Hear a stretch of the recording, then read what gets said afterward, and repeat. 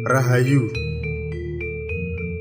Berjumpa kembali di channel Misteri Rembang, channel yang mengupas folklore, jelajah, dan sejarah bumi Nusantara. Semoga kedamaian selalu menyertai kita semua dan juga semesta.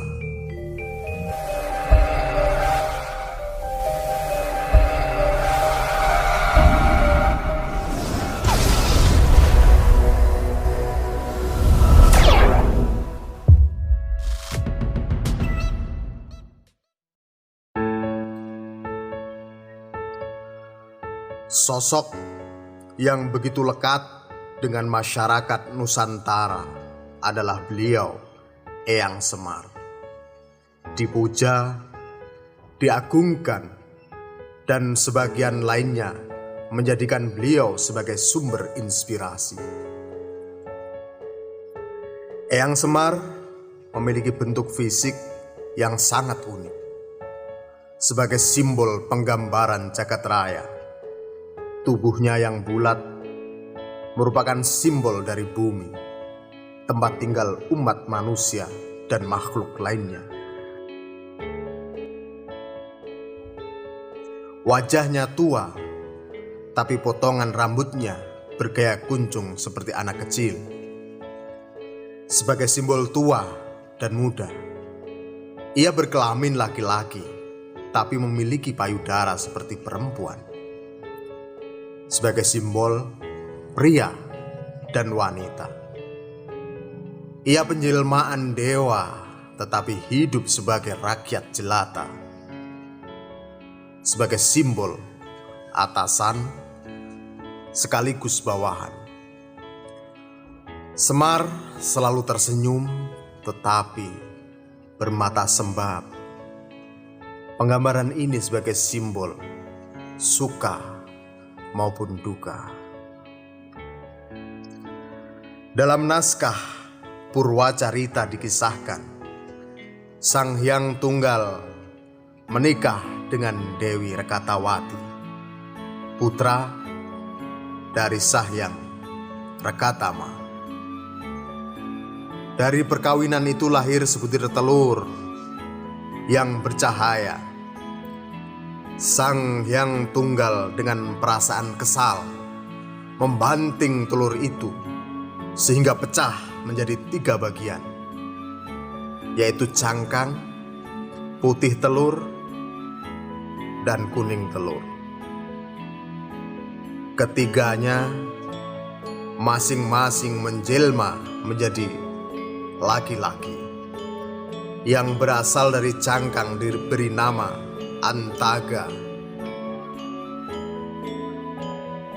yang berasal dari putih telur diberi nama Ismaya, sedangkan yang berasal dari kuningnya diberi nama Manikmaya. Pada suatu hari, Antaga dan Ismaya berselisih karena masing-masing ingin menjadi pewaris tahta kahyangan. Keduanya pun mengadakan perlombaan menelan gunung.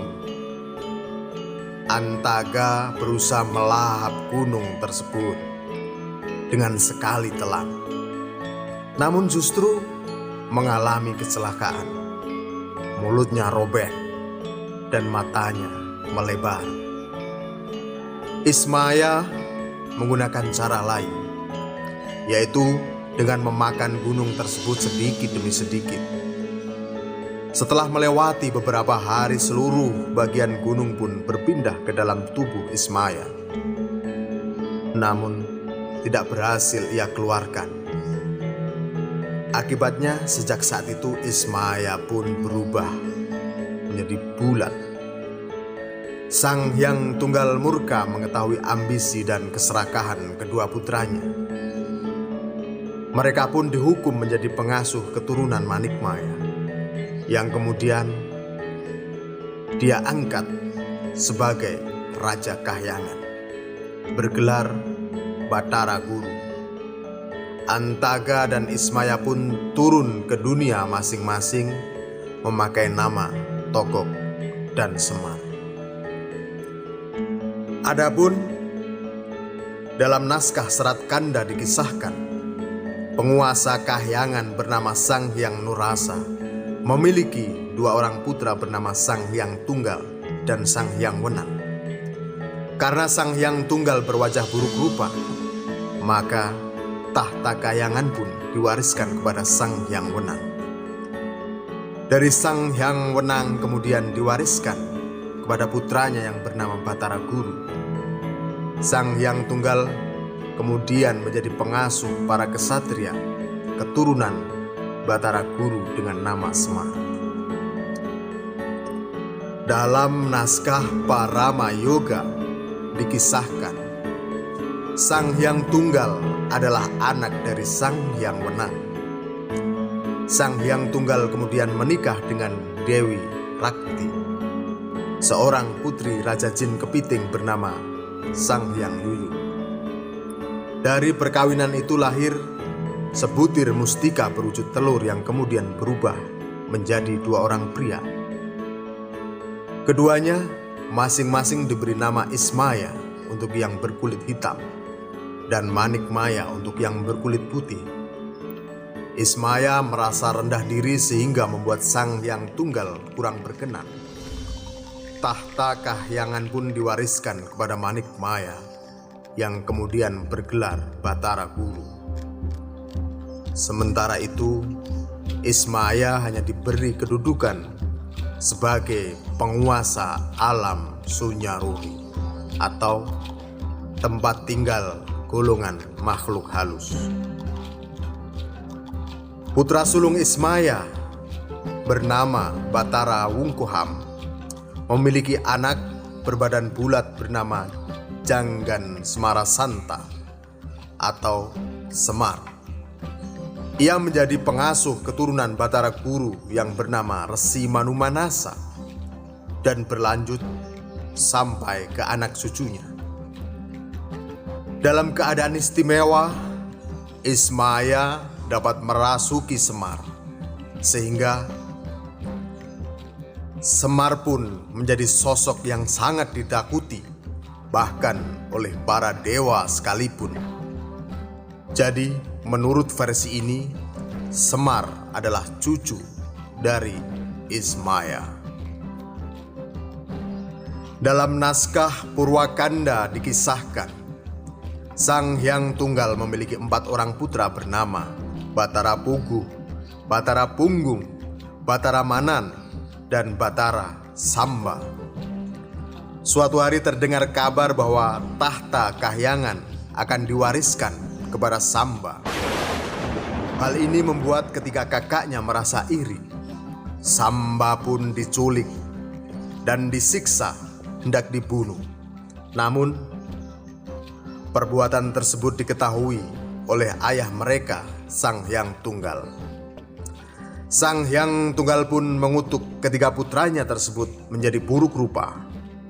Puguh berganti nama menjadi Togok, sedangkan Punggung menjadi Semar, dan keduanya diturunkan ke dunia sebagai pengasuh keturunan Samba, yang kemudian bergelar Batara Guru. Sementara itu Manan mendapat pengampunan karena dirinya hanya ikut-ikutan saja.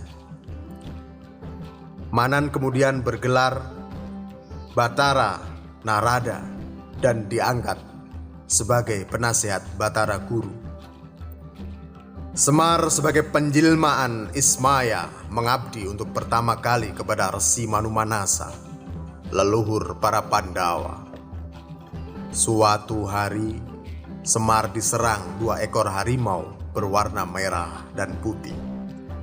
Manumanasa memanah keduanya sehingga berubah wujud asli, yaitu sepasang bidadari bernama Kanistri dan Kaniraras.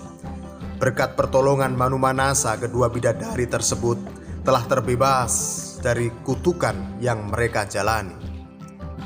Kanistri kemudian menjadi istri Semar dan biasa dipanggil dengan Nastren. Sementara itu, Kaniraras menjadi istri Manu Manasa dan namanya diganti menjadi Retnawati. Karena kakak perempuan Manu Manasa juga bernama Kaniraras. Sejauh ini, masihkah kita bertanya, buat apa, untuk apa Eyang Semar berada di tanah Nusantara? Beliau adalah pamomong. Beliau adalah yang mengalir dalam darah kita.